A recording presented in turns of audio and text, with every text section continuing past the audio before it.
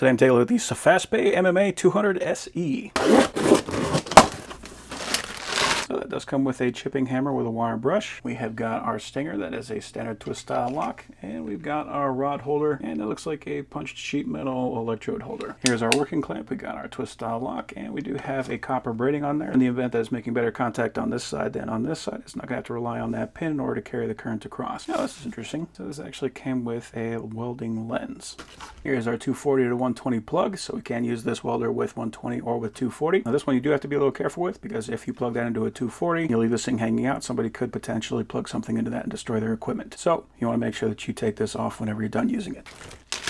So we do have our user manual. We're using the 200 SE. So for the 110 volt, we're going to be looking at 40 to 100 amps. And for the 220 volt, we are going to be looking at 40 to 150 amps. So what that means is we can actually plug this welder into a regular household outlet, and we can get up to 100 amps of power out of that. And that's going to have a duty cycle of 60%. Nice that they got all that information in this manual. So it does come with some electrodes, and these are actually fully sealed. And this is E6013 2.5. And we can see that stamped onto the electrode. We have our snap together welding helmet. I always recommend buying a better helmet than this, but if this is all you have, then you can start welding with this.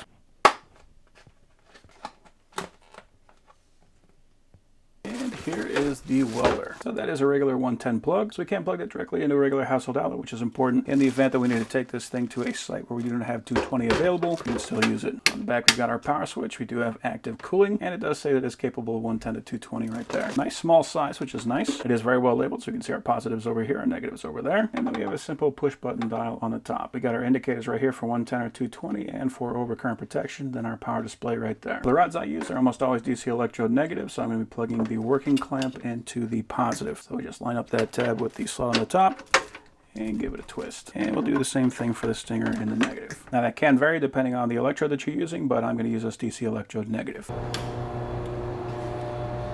Alright, I'm going to turn this to 60 amps. I do like that dial. It is nice and responsive. Not always welders do have that.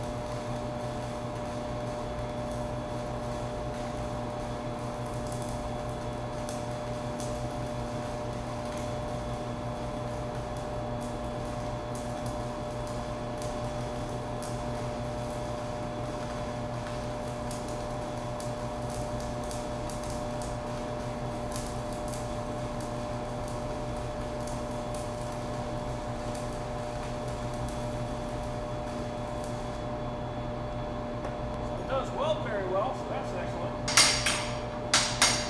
So there is the weld. That will definitely hold some metal together. Because that face is so flat, there isn't really a way to grab onto this guy if we want to hold it at our 90 degree. Like, it'll just kind of slide all over the place.